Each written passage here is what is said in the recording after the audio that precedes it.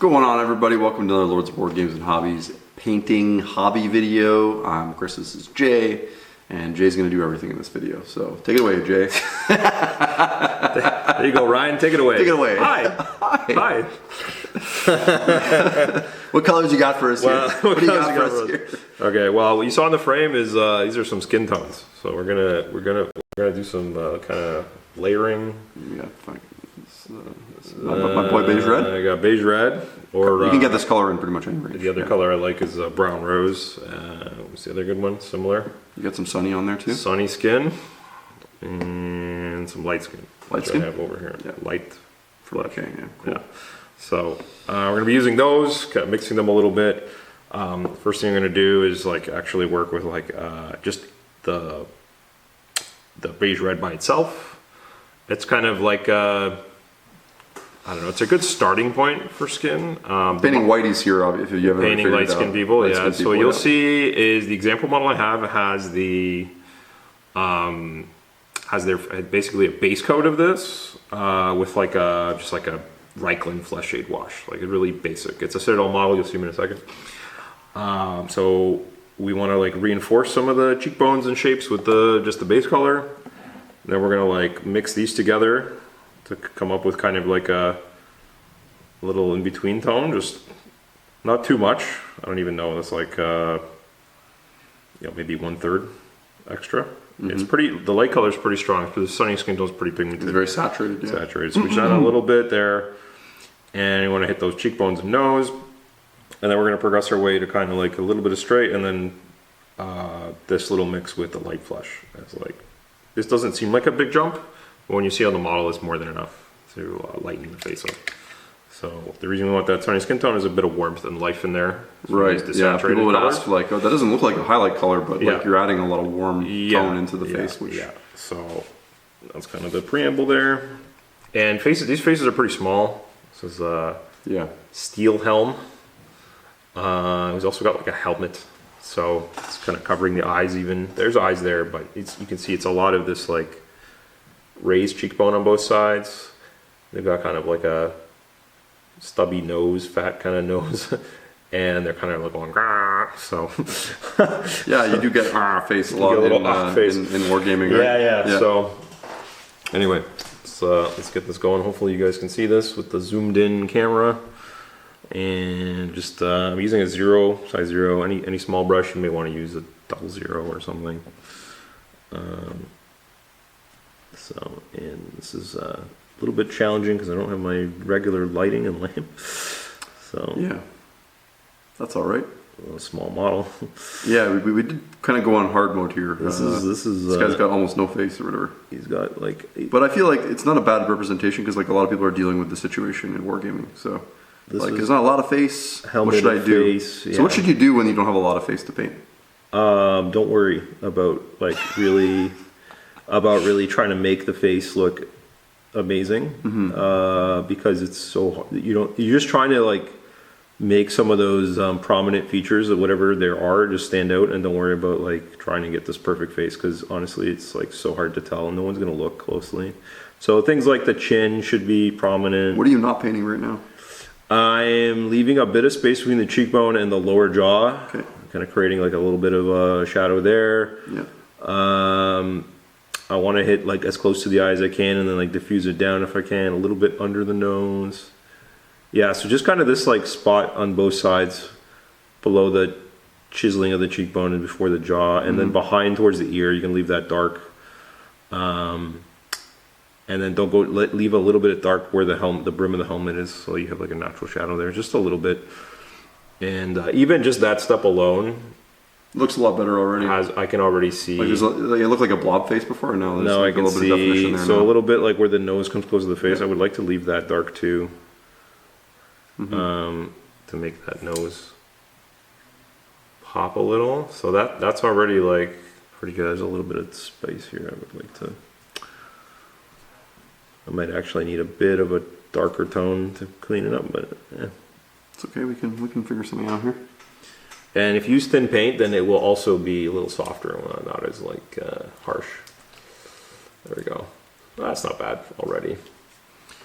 What are you giving me here? Chris's emergency gave me some. Give me some rock brown. Like if you mix brown. a tiny touch of that into the beige red, I feel like you probably can make an old rose or something. Yeah, close. it's like a little bit. Yeah. So you add a bit of this. You show the camera. That was brown. we just mixed a little bit of. It's like a reddish brown tone from AK. So I made mix a tiny bit of that into the beige red. Made like. It's like blending in with your skin too much. It is, yeah.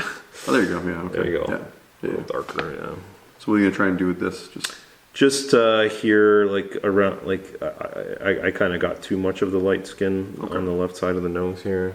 It's just like a little. This is the thing people forget about painting too. Is like you kind of need to go forwards and backwards a little bit sometimes when you're painting.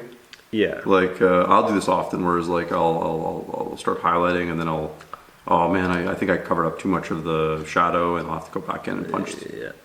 So this is like a really simple how-to. So I'm just gonna like go. And we're moving on to like the little highlighty bit. What is this you got here? You got this is that mix? One we talked about, the little mix, The mix with a of little bit of both? sunny Okay. skin tone mixed in. And I'm gonna try and do this small, tiny brush stroke. I know, right? So you got a zero Kolinsky going right now. So yeah. It's kind of long. It has a tight, small point. Yeah. But it holds a little bit of paint. You don't want to necessarily go 000 because it holds no paint. Yeah, the issue you get when you go really, really small with your brush is, like Jay said, there's less paint, which means the drying time is like next to nothing, right? Like it's like instantly dry on your brush, which is So there you go. okay. A little bit there. We'll add a bit of light skin to that previous mix. Or light flesh in this case. Probably a bit more of it than the sunny skin tone step. And this is like really, this color's pretty bright actually comparatively, so I just want to like pop the nose. Try and get some on there and nothing on there. My bristle.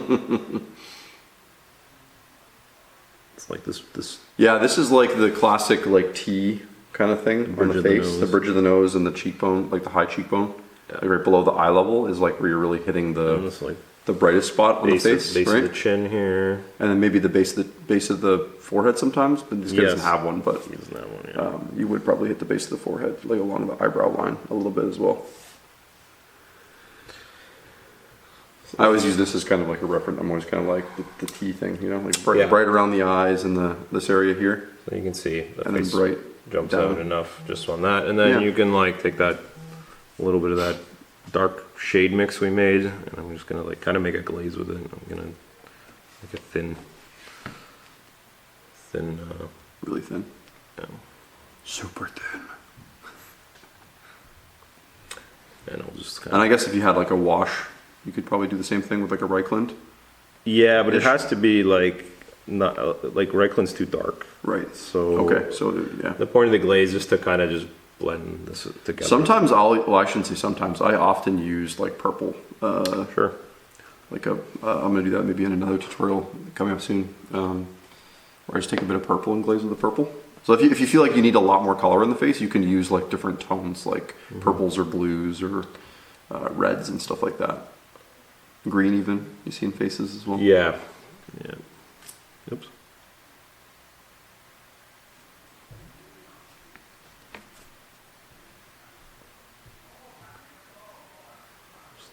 And yeah, usually just building the contrast along like the sides of the face, I guess there, right? Just to add more depth.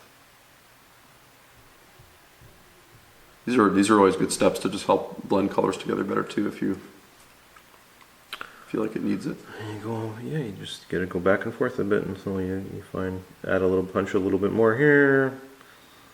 The face is so tiny, so I don't even. You've already done way more than most people are going to be bothered to do anyways. But yeah. This left side looks a little better than the right side, but that's fine. I'm not going to spend too much time because otherwise we'll be here too long. So yeah, that side looks not too bad. So then I'm going to go into one other step here because I'm going to bonus material here. Bonus time, bonus. And that is on the how to tackle the eyes on a model. Oh boy, you're going to do eyeballs. I was wondering if you're going to go this far. A little eyeball video. So on a model like this, actually, what I think you should do is ideally, so people ask about like eyes. There's like I don't know how you call it, the good way or the way that looks good, and then the easier way. So the easier way is to like paint the eye white and then like just paint the middle. And the problem is there's not enough contrast. Yeah, no, I agree with that. The more time-consuming way and looks better is to paint it in black, and then put two corners in both eyes, both corners is where you paint the white. Yeah, and get more. So this guy, the eyes are, although the eyes are pretty sunken in here, it shouldn't be too bad. They don't have to be big. You just fill it in. You're basically creating like a little eye shadow.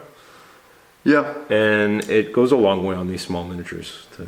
I find if you don't do the eyes, it doesn't like the face. It doesn't sell the face enough, right? This is the problem with not painting them. So the first step, just filling in the eyes alone, and now it already just like I know the camera's not picking up super well, but and you already have the flesh colors out, so there I can already kind of see the mouth and the eyes, and there's like a face there already, just based on that. Now whether I can do this convincingly with the camera, I'm taking forever. So I think your way is a little harder than my way. I'll just paint an eyeball in with the white, and then I go back and add the pupil in with the black after. No, I know that's what I described that. I described that as the easy way. Or whatever. Oh, you think that's the easy way? This is the way that is more steps. So for the corner here, I'm just gonna take I'm not even gonna thin the white paint. I want it to be like kind of straight out of the jar, so I can get this nice opaque white, and that way I can load just the tiniest amount on the brush. I don't know if you can see that really well. And then you go in one corner. So make sure not too much on there. You guys can become Patreon members, help us get better equipment here, so we can zoom in more. So you can zoom in more. Yeah. If we had a better camera, we could. I got a little bit extra there. That's okay. I can go back and grab my white again. Just fill that in a bit. Nice. Now I need a little bit of black along the top here. That's the thing, is you can add the black back in if you need to, right? If you kind of goof a little or. The key is you get that like outline. Yeah. Without the outline, it doesn't work. I find it depends, obviously Chris has done lots of eyes, but the white with the black thing, I don't know, I see a lot of people make googly eyes, and it's very easy to make googly eyes that way. Yeah. No, I actually paint eyes incorrectly to make them look convincing, doing it the quick way. Right. So I'll do more like a cat's eye line at the end. And then actually from about like this far away looks proper because it's such a small dot or whatever. It is, yeah. Yeah, if you're gonna do it that way, where you do the white and then do the black dot, you got to go really small and thin with the black dot at the end. To avoid the googly eye syndrome. There you go. So our right eye came out a little better than I have to spend some time on the other one to really finish it. But the other thing you notice is trying to come in from the side. You see, like when people paint, especially when they paint Space Marine lenses. Oh yeah. You want to have the brush come in sideways because the eye's like an oval shape. Yep. Whereas if you're coming in directly, it's easier to like hit the face in funny spots. But if you come in from the side, you can just kind of like pull that white or whatever in. I cleaned up the eye now. He's not too googly eyed, but no. Yeah. Looks good. Not bad. And then you can take your like light flesh tone again that you had mixed, and you can, if you need to clean up a little bit close to the eye, you can do that. Whatever. So there you go. Cool.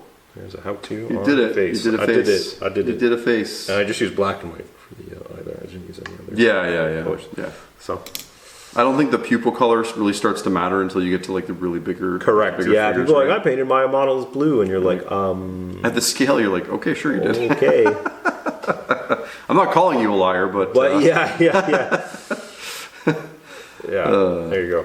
Awesome. Well, hopefully that tutorial helps you in some way. Let us know what types of videos you'd like to see on the channel, whether it's how to paint X, Y, Z. Helps us make content in the future.